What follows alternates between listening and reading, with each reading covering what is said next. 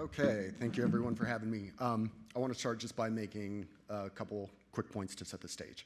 First is, the reason I put this together was some of the questions I get around cookieless strategy when I'm talking to our vendor partners make me feel like we on the buy side have not done a good job sharing how we're thinking about things and why we do the things we do, why we react to some things, and why we're non-responsive to other things.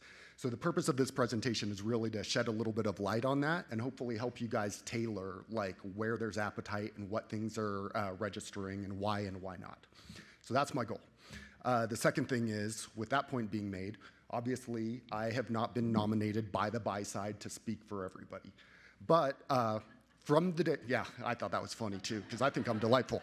From the day Google announced that they would stop supporting cookies, I've been at 3 different agencies, major agencies, at 3 different holding companies. Yeah, I move around a lot. So I've seen a lot of the same questions arise. I've seen a lot of the same client reactions, internal frenzy, and it's pretty consistent. And I think that's because there's some reasonable conclusions you can draw and assumptions you can make based on what we've seen in the ecosystem. And that's what I want to walk you through now.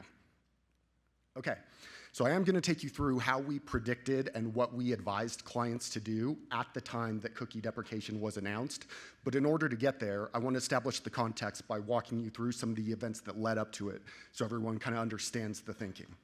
Now, this was my big slide that I was really excited about because today is actually the anniversary of when Google announced cookie deprecation. Now, the 5-year anniversary. So it was 5 years ago they said, we're not going to do this. Now, if you have a sharp eye, you'll say it says August 22nd. I thought I was presenting yesterday. So if you saw me yesterday morning, I'm wearing the same clothes. Okay, but anyways, on to business. So 5 years ago, Google announced the Privacy Sandbox. They announced it quietly in a blog post on the keyword, got syndicated on their Chromium blog, and that got picked up by the press. But that's when everyone realized, uh-oh, cookies are going away, at least in theory. The problem was there was not a lot of detail associated with that. They gave some rationale for why, but they didn't lay out a plan for what was going to happen. So some of their arguments for why they wanted to do this was they felt like the current usage of cookies was violating user privacy. The cookies were being used in a way that was not intended. It was encouraging fingerprinting within the industry, and they were against that, at least against other people doing it. The fact that there is increased ad blocking and a movement away from cookies was going to make having relevant ads harder for the industry to deliver. And then last, they felt that there were better solutions. Now, I'm not supporting or rejecting any of this rationale. I'm just saying that this is what their position was of why they were justifying deprecating cookies. Okay. But the point was that happened in mid-2019, and then we heard nothing for 5 months. So point number 1 on why you might see the buy side being a little bit non-reactive. They dropped this bomb, and then we have no details, nothing to react to. At the time that I heard this, I was actually working at Essence, which is the agency of record for Google, and even we didn't have any additional line of sight. So again, this is why people are in a hurry up and wait scenario. But you did eventually get details at the beginning of the next year. So at the start of 2020, they started to lay out a timeline that was 2 years long. What they had flagged was that by the end of that same year, they would start testing on 2 very important use cases. It was conversion measurement and personalization. By 2021, they were going to actually start implementing restrictions on cookies. I'm not going to get into the details there, but you can see a couple examples. They wouldn't be fully deprecated, but they were going to start restricting how publishers can actually access and use these things. Later in that same year, anti-fingerprinting efforts. And then by the end of 2022, they were supposed to have phased it out and rolled out a fully developed privacy sandbox. Now, this brings us to our next kind of point of skepticism on the buy side, because one of the things we observed was the approach to fleshing out the privacy sandbox was an open forum on GitHub and a call to all of us in the industry to come together and define what flock and fledge could look like. I don't know about you guys, but I've never seen Google be so open to input from partners. So it kind of made me think maybe we weren't as close to having a solution as they might have initially laid out. Okay, so just to recap where we're at. August 19, they gave us the initial bombshell. 5 months later, they start to lay out a timeline, which you may or may not have put some stock in. But one of the things they called out is that, hey guys, don't be mad at us. Other people are already dabbling in ID deprecation. We're just being privacy compliant as well. So in June 2017, Apple had already rolled out ITP. So their approach to intelligent tracking prevention, their approach to ID deprecation and privacy solution. Way before that, in 2013, Mozilla had already deprecated cookies. So again, they're just saying, we're not the first, don't be mad at us. We're just trying to be privacy compliant. But something happened in Q1 2021 that did make the buy side freak out. And I will tell you, I was in meeting after meeting after meeting where I was having to pull data and reports, like looking at oh, what's our impression volume in mobile in this specific environment? How much did we spend? What was the conversion rates? And what do we think is gonna happen to our performance based on that? It was nuts, and it was like 6 months of that. So something happened at this period to make us freak out. Anyone want to take a guess? All right, that's all right. I'll tell you in a minute, so don't worry. 2 books I read.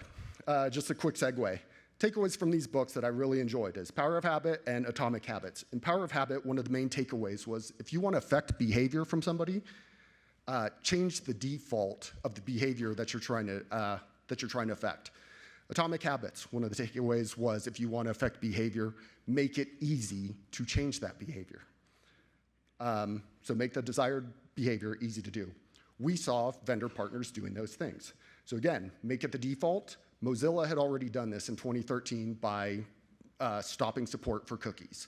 But what happened in Q1 that freaked everybody out was Apple was about to make it really easy to deprecate support for IDs. So that freak out in April 2021 was the rollout of App Tracking Transparency Framework in the latest version of ITP. What they were doing was changing the default setting for tracking within apps to an opt-out, but they were going to prompt people when you entered an app to give you user choice. So the decision about whether you wanted to be tracked or not. But essentially what's happening here is they're making it easy for people to say, no, do not track me. And that's the thing that caused everyone to pay attention and freak out. So why? People didn't freak out about the privacy things prior to that, but now they're freaking out when Apple was doing it. Part of the reason is everything up to leading up to that point was really browser-based for the most part, and it was on a browser that had very small share. I'm looking at the pie chart on the left here. Later in April 2021, when Apple makes this announcement, you can see it's affecting something that's gonna hit a lot more of the media activity and the spend that we're putting in the market. So that's something that made us pay attention. The next thing is there were some considerations that were different between how Apple and Google were approaching things. So I'm gonna fly through this real quick. The first 2 are just kinda no duh. One's in a browser environment, the other one's in-app. One of them offers an opt-in. The other one did not offer an opt-in by default, but you did have user choice. Next is the timeline. So this is where things start to get interesting. Google had laid out a 2-year timeline where Apple had announced this in Q1 of 2021, and they were gonna roll it out like a month later. So yeah, there's a sense of urgency and we're paying attention. The next is the precedent. So at this point, we're in 2021, and Google has already shifted their milestones multiple times. So again, losing confidence on the buy side about whether or not this is actually gonna happen. Apple, on the other hand, had a track record of doing privacy initiatives and had already rolled out ITP. Next, and this is an important one, ad revenue is core to Google's business. It was not core to Apple's business. And on that note, the solution being offered from Google was still under development, not fleshed out, whereas Apple already had their ad network up and running and ready to go.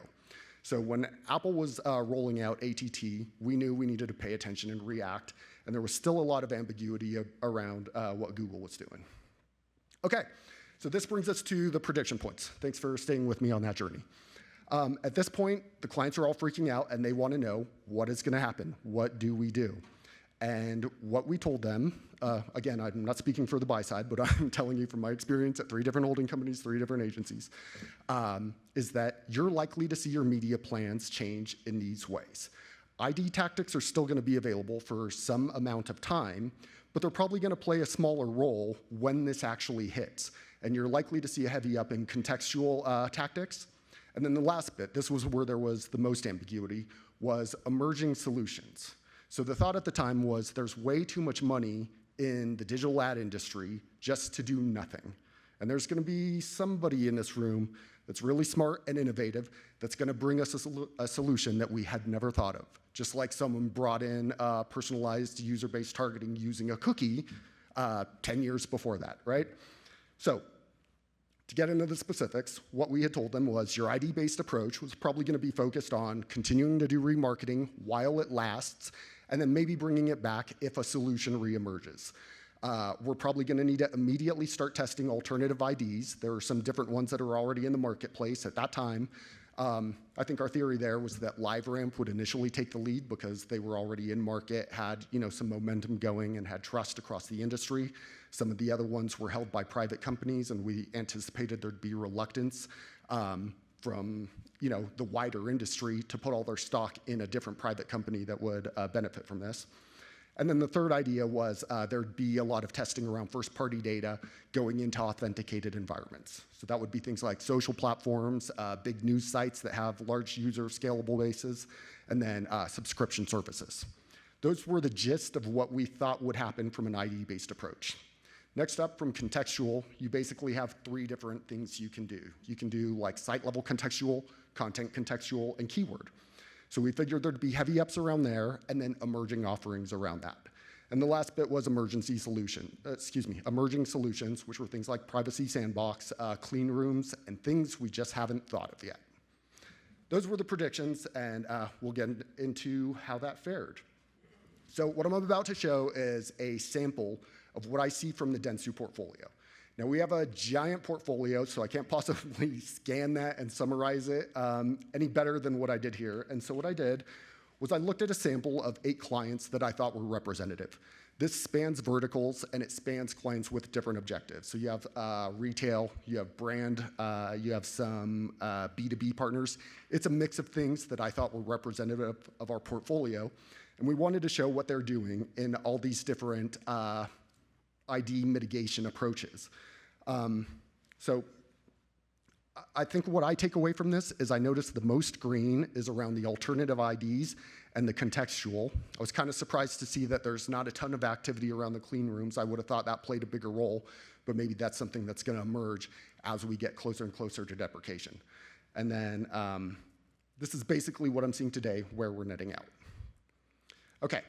Wanted to touch real quickly, I promise this is not a pitch for Mercury, but I wanted to touch on why I think the ID-based approach is taking off, and that's just simply because it's available and it's easy to do. And why that is because the agency has built an end-to-end approach where we can go from planning to activation to closed-loop measurement based on our IDs. Now, I'm showing you this, not a pitch for Mercury, because each holding company has a variation of this, and a lot of the pitches that I get from our friends on the sales side have some version of this as well. But this is one of the main things that has become available, because what we've seen is this kind of chicken and egg situation where the path forward has been bifurcated between people that are really in favor of an ID-based open web and people that are waiting for more refinement of the privacy sandbox. And those are the two things that have kind of kept us in a holding pattern, I think. What makes this available, again, is just having an ID-based solution. So that's why you see a lot of that being offered. We hear a lot of those pitches, and that's one of the things that's being adopted most if you call back to that chart. Now, the reason I bring that up, though, is because I just mentioned the chicken and egg thing that I think we're about to get out of, and I'll tell you why.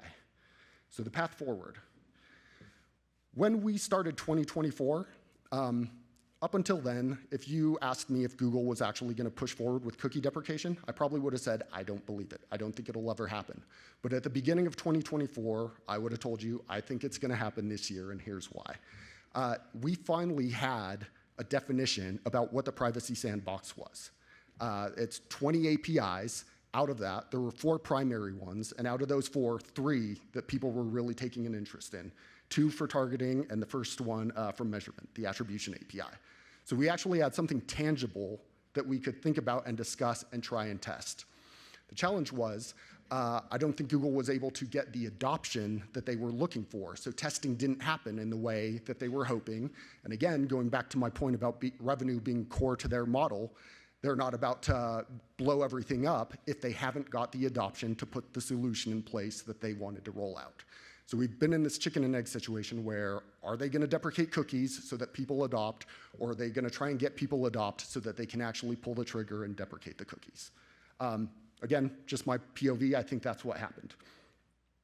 So looking at the timeline, this is why we believed it. At the beginning of 1H, they had a plan, and they actually started to deprecate the first 1% of users in Chrome. 2H, they were supposed to have completed testing with our friends on the sales side, but it was contingent on approval from the CMA, the Competition Markets Authority in Europe. So if they got that approval, they were ready to go and actually pull the trigger. This is why we believed them. The only hiccup was that the CMA had the basically right to refuse them to proceed and the option to impose an additional 60-day delay to evaluate the testing results of what they were finding. But the net of all of this is that by November of 24, we were supposed to be done with cookies. And this time it was believable. I finished this presentation, and a week later, they announced that they're not proceeding. Okay, so that brings us to today and what we think is going to happen. And I'm going to play prediction game again. I'm seeing two things happen when I'm hearing conversation, even in the events today. I'm hearing people who are like, oh, good, they're not rolling it out, like this was all for nothing, God, they pissed us off. And other people that are saying like, buckle up because it's going to get worse. I'm in the second camp because I think what we're going to see is basically, you've heard the phrase, history doesn't repeat, but it rhymes. I think we're about to see a rhyme of what happened when Apple rolled out ATT. In other words, by giving us user choice, they're off the hook for having made this decision. What they're doing is making it easier for users to opt out. And when that happens, I think you're going to see a lot more adoption of the privacy sandbox. And then going back to what I was saying about what the buy side reacts to, they react to what's available and what can actually be implemented without an incredible strain. So if it unfolds that way, I think we're likely to see what we saw with Apple, which is a lot of people opting out. You're going to see less user-based targeting available, at least initially. So when ATT rolled out initially, I think the adoption rates or the opt-in rates that were quoted were somewhere between like 15 and 30% of users were actually opting in. But what we've seen recently is over time, that's grown. So I think we'll see the same thing happen with Google cookie deprecation, which is initially people will opt out, and over time, some of these things will come back. But what does that mean for sellers and for buyers? Oh, I missed this. Well, I just made the point, so don't worry about it. Blah, blah, blah, blah, blah, blah, blah, blah, blah. Yeah, thank you. Okay, this was the last point. The last bullet here. I just do want to call out that, again, what we've seen from them is they kind of tell you what they're going to do, but without a timeline. So we're in the hurry up and wait period again until they tell us when these user choice features are going to start to come out. That's really the next milestone we should all be watching for and when we're going to need to be ready to react. But anyways, what does this mean for our vendor partners? It means that you want to understand how each of the accounts that you're trying to sell to are approaching these interim tactics. What I hear a lot is people coming in and just saying, what's your approach to cookieless? And that's a very broad question, and depending on the skill level of the person you're talking to on the buy side, they may give you a useful answer or not. But if you can dig into these things and understand how your offering supports them, it might help you have a more fruitful conversation. And then for the people on the buy side, evaluate yourself about what you're doing here and how you're comfortable testing in each of these tactics, because I think what we're going to see when this stuff actually all hits is that the best thing you could have done to prepare is figure out the tactics that you're likely to proceed with and establish some benchmarks and performance baselines, because what we're really after is points of comparison so that we can make decisions moving forward as we work through all this stuff. So with that, thank you for the time. I hope I didn't go over. No, that's great, Manny. Thank you. Do you have any questions for Manny? Well, of course you do. I got tons of questions for you. Okay, so I'm with you. I believe in the chaos will ensue version of what's going to happen here. This is a very different room than most people, right? This room gets the idea of what's going to happen with data, that clean rooms are potentially scalable, that data partnerships are still potentially scalable, though not quite as scalable as general programmatic access to data. Mm-hmm. Do you see that the executive clients that you guys are talking to, and you have access to a lot of them, do you see them eventually potentially saying, throwing up their hands in the air and saying, you know what, we're just going to go back to pure context. We're going to go back to big partnerships. We are going to limit the access to direct data activation because it's too complicated. You know, it's funny. That's what I was expecting to happen. And that's not what I'm seeing happen. And I think a lot of that is being driven by CTV and streaming. What I've noticed is that a lot of clients, I think in response to ID deprecation, are shifting budget into that environment. Because you still have identity at like a household level, and it can be resolved, you know, to some degree to a person level. So you're seeing budgets shift there. But because of that, the appetite is remaining for programmatic activation. I was just at another conference like 2 months ago where I was trying to warn them. I was trying to tell people on the sell side, you need to be pushing into programmatic in these CTV environments because the appetite is there. And if you don't and your partners do, the dollars are flowing there. So if you're not pushing in, that's where it's going to go. And I think that is reinforcing an appetite for programmatic when I wouldn't have anticipated it. That's a really cool observation in that is going to drive more people into CTV, which theoretically has a lot more impact, but that has a negative impact on display potentially, does it not? Yeah. And I'll be honest, I've been in a couple new business pitches recently where my role has been lower and lower on the totem pole because the way we're structured currently, the programmatic team is heavily seen as display and audio and video as opposed to just a way to buy. So we're restructuring that within Dentsu, but the point being, I do see a diminishing excitement around that channel. Well, Manny, again, that's great. Thank you very much. Big round of applause.